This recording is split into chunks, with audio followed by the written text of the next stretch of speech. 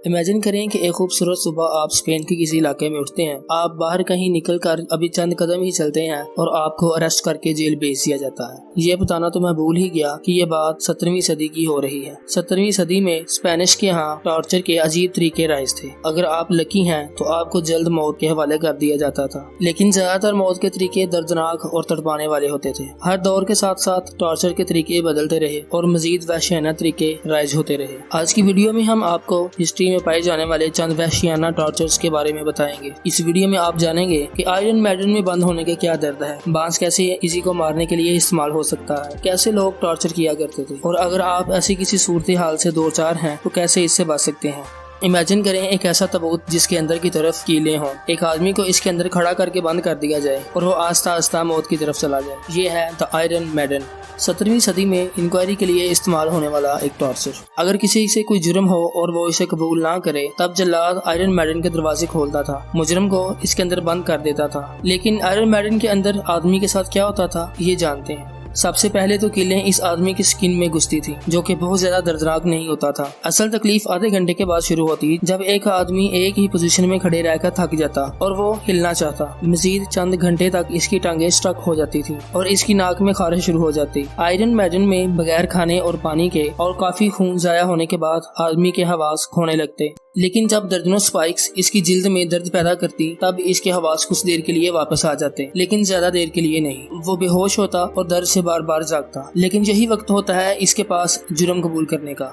अब आते हैं इस तरफ कि इस सूरत हाल से बचा कैसे जा सकता है। अपने हवास को जितना ज्यादा हो सके काबू में रखें और इस बात को जहन में रखें कि आयरन मैडन के अंदर बाजों की तरफ स्पाइक्स नहीं होती। अपने बाजों को साइड से लीन करने की कोशिश करें। ये आपकी टांगों को थोड़ा रिलैक्स होने में मदद देगा, मगर यहाँ ये याद रखें कि आपको इंतहाई एहतियात से मूव करना होगा ताकि स्पाइक्स आपकी स्किन को डैमेज ना कर सके, क्योंकि जितना कम ब्लड लॉस होगा उतने ज्यादा वक्त आप होश में रहेंगे। अगर आपको नींद आए तो फौरन जागें। ये आपकी धड़कन को तेज करेगा और आपको मजीद अलर्ट रखेगा। पैनिक सिचुएशन से बचने के लिए कुछ गाएं, थकावट को भी कम करेगा। आज मुअर्रिख इस बात को मानते हैं कि आयरन मैडन को टॉर्चर के लिए बनाया गया था, लेकिन अगर इसे मौत के लिए इस्तेमाल करें तो ये एक बहुत सुस्त तरीकाकार है। इसमें मुजरिम को 7 से 10 दिन लगते थे मरने में। इसमें जल्लाद या मुलजिम चाहते हुए भी दर्द की शिद्दत को ज्यादा नहीं कर सकता था और ना ही मौत को जल्द पहुंच सकता था। टॉर्चर की ये किस्म कदीम चाइना से स्टार्ट हुई। ये तो एक टॉर्चर था 17वीं सदी का, लेकिन 17वीं सदी से पहले के टॉर्चर किस तरह के होते थे।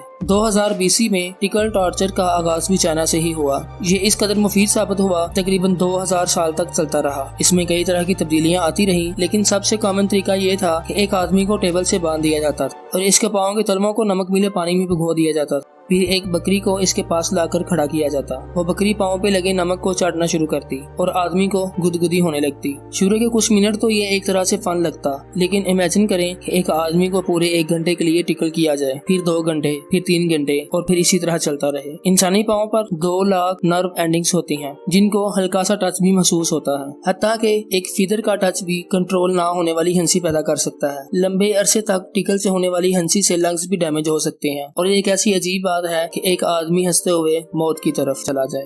लेकिन इस हालत से कैसे बचा जा सकता है? सबसे मुश्किल हंसी को कंट्रोल करना है। अपने दिमाग को किसी और तरफ लगाएं या फिर पुरसकून रहने की कोशिश करें। मेडिटेशन इसमें मदद कर सकता है। लंबे सांस अंदर को लें और आस्ता सांस बाहर को छोड़ें। एक और टार्चर जिसे हुक्मरान बहुत पसंद किया करते थे वो था श्री।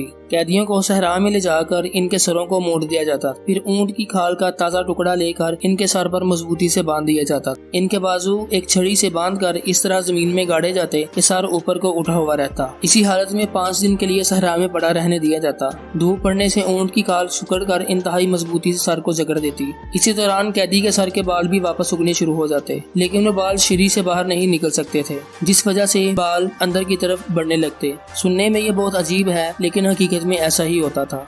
इस टॉर्चर से बचा कैसे जा सकता है? दिन के वक्त सहरा का टेम्परेचर 47 डिग्री सेल्सियस तक हो सकता है। सबसे पहले कोई साया तलाश करें, फिर इस टोपी को उतारने की कोशिश करें, लेकिन बंधे हुए हाथों के साथ ये मुमकिन ही नहीं था। इस टॉर्चर से अगर कोई दुनियावी चीज बचा सकती है तो वो है फ्लेक्सिबिलिटी। अपने सर को पीछे की तरफ झुकाएं और छड़ी से अटका कर श्री को सर से उतारने की कोशिश करें। लेकिन फिर भी टॉर्चर किसी इंसान को जिंदा छोड़ने के लिए नहीं बनाया जाता। अब वक्त है आपको सबसे ज्यादा वहशियाना टॉर्चर के बारे में बताने का।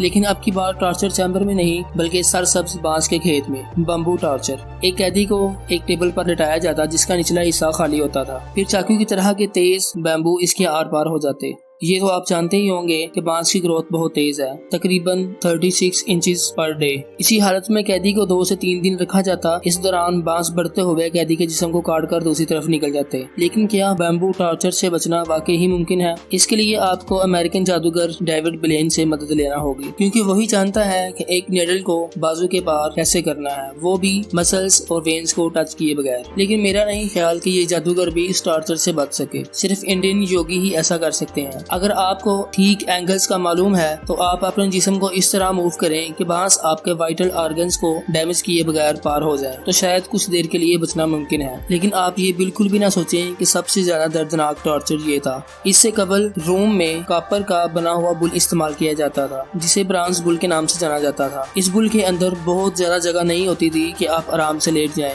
بلکہ انکمفرٹیبل پوزیشن ہوتی تھی۔ آدمی کو اندر دھکیلنے کے بعد اس کا دروازہ بند کر دیا جاتا تھا، اس کے نیچے آگ جلا دی جاتی تھی۔ بچنے کا چانس صرف اسی صورت میں ہوتا تھا کہ آدمی ککس لگا کر دروازہ توڑ دے، لیکن یہ اتنا آسان نہیں تھا جبکہ بل مکمل طور پر گرم ہو اور قیدی کی پوزیشن بھی نیرو ہو۔ لیکن وہ قیدی پہلا آدمی نہیں ہوتا تھا جسے اس بل میں سزا دی گئی ہو۔ اس کا دروازہ پہلے ہی تھوڑا بہت ہلا ہوتا ہے، بس تھوڑی سی ہمت اور بندہ آزاد۔ بیمبو ٹارچر اور برانز بل کا طریقہ کار ایسا تھا جسے لوگ انجوائے کرتے تھے۔ سب سے آخر میں جو آپ کو سزا کا طریقہ بتانے لگا ہوں، یہ برِ صغیر پاک و ہند میں رائج تھا۔ اسے ایگزیکیوشن بائی ایلیفنٹ کے نام سے جانا جاتا ہے۔ یہ صرف ٹیکس دیر سے دینے والوں یا پھر نہ دینے والوں کے لیے ہی تھا۔ ہاتھی کی ٹریننگ اس طرح ہوتی تھی کہ وہ ایک دم سے ہی قیدی کو نہیں مارتا تھا، بلکہ آہستہ آہستہ پہلے اس کی ٹانگیں کچلتا، پھر بازو اور پھر تھائز۔ ہاتھی کے ایک پاؤں کا وزن تقریباً 4000 کلو گرام ہوتا ہے۔ اس سے بچنے کا طریقہ یہی ہے کہ اپنے بازو اور ٹانگیں آگے پیچھے کرتے رہیں۔ حادثاتی طور پر ہاتھی کا پاؤں آپ پر آ جائے تو کچھ کہا نہیں جا سکتا۔ اسی طرح اگر ہاتھی کو غصہ آ جائے تو وہ جلاد کو بھی کچل سکتا ہے۔